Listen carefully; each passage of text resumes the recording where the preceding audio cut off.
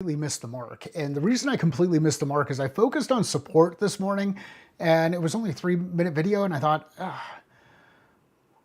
was it really useful? So here we are for round 2 on this definition day. What's the difference between support and success? And let's talk first about the definition of support.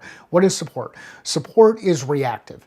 Something happens and then you go provide support to help somebody work through that thing that just happened. I have a problem getting my machine to work, my laptop to work. Who do I go to? I go to customer support.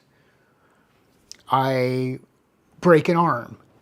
Where do I go? I go to the doctor to get some support built in so that the bone structure can heal properly. I build a cast.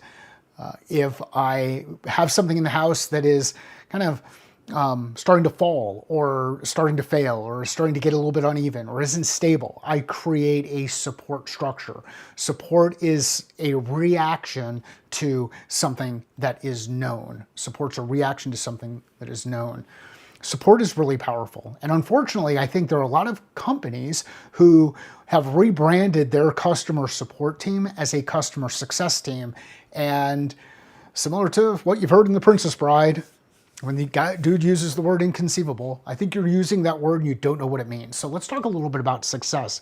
Success is a view toward the future from my perspective. How do we help people be successful? How do we design for success? Given what I know about what the future looks like inside your business from a revenue generation perspective or a leadership culture perspective, how do I put the things in place to help you be successful? How do I design for success? How do I lay out the stepping stones to help you be successful? Success is proactive.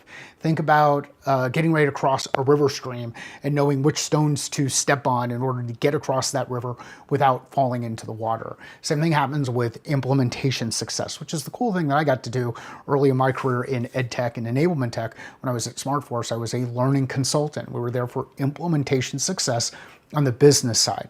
So how do we design for success? We anticipate what will happen in the future and create conversions to help support each of those iterations through the process. At its simplest form, the way I like to distinguish between these two teams and two functions and two jobs to be done, one is reactive support, the other is proactive success. We all want to be successful. Whether it's in business, how we make money, it's with our family, how the people that are close to us, or with self.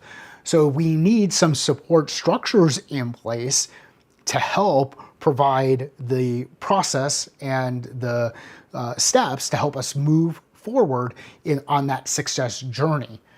If we fail, it's good to fall back on support and figure out what was it that we did wrong? How do we fix the thing that's broken? How do we get better at doing the thing that we just failed at? So let's not call our success team a support team. And more importantly, let's not call our support team that's reactive a success team, because it's not helping your customers. It's creating confusion out in the marketplace. So how do you build a team that's focused on success?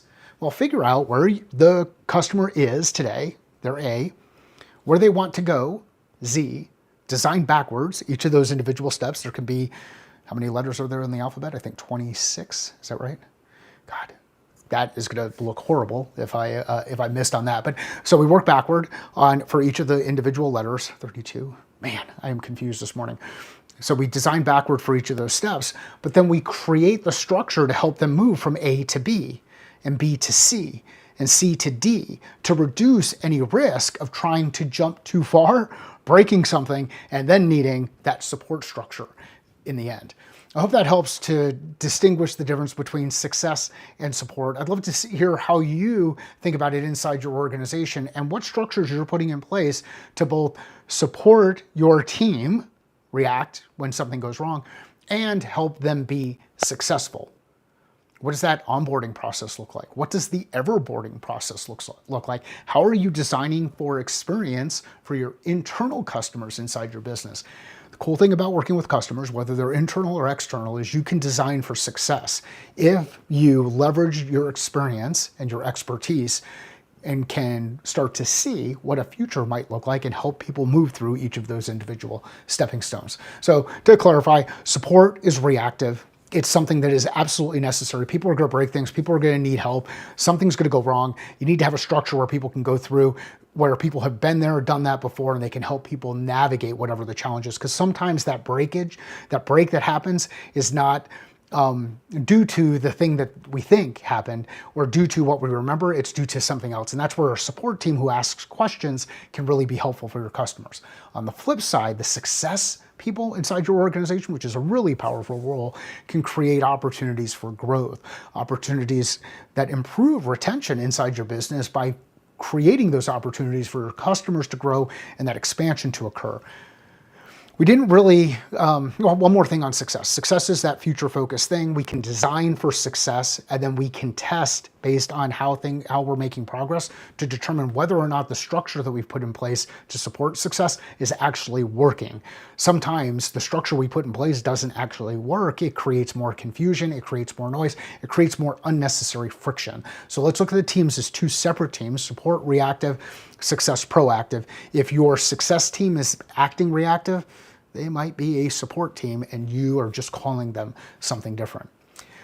One of the typical challenges that comes up when you start talking about support success, especially in go-to-market teams, is this whole idea of, should my success team carry a quota?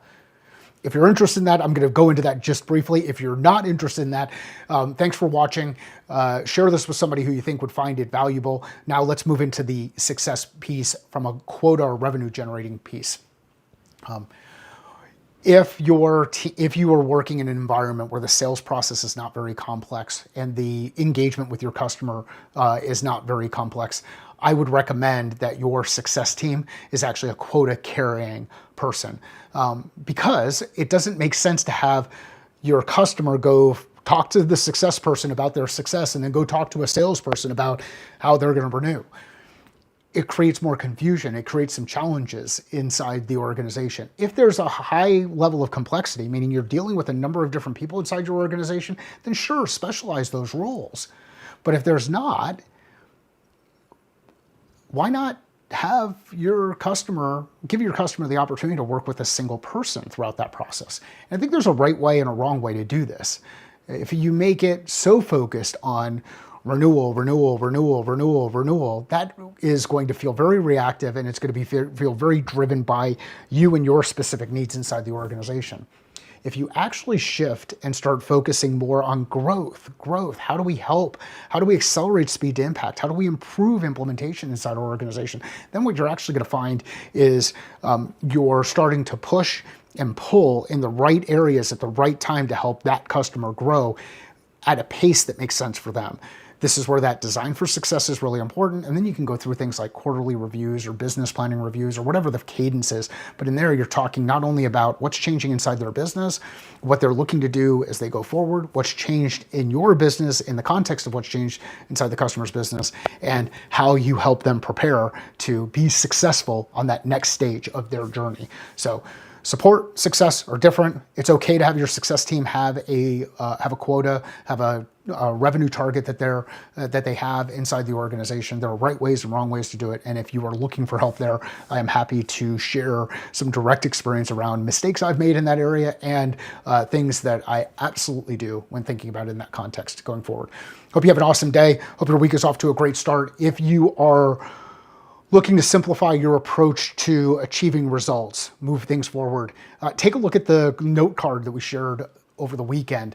It's a little simple note card around what is the thing I'm going to move forward this week, and then what are the 3 steps that I'm going to take this week, these tasks I'm going to take to help move those things forward. If that sounds interesting, check out the previous LinkedIn post or drop a comment in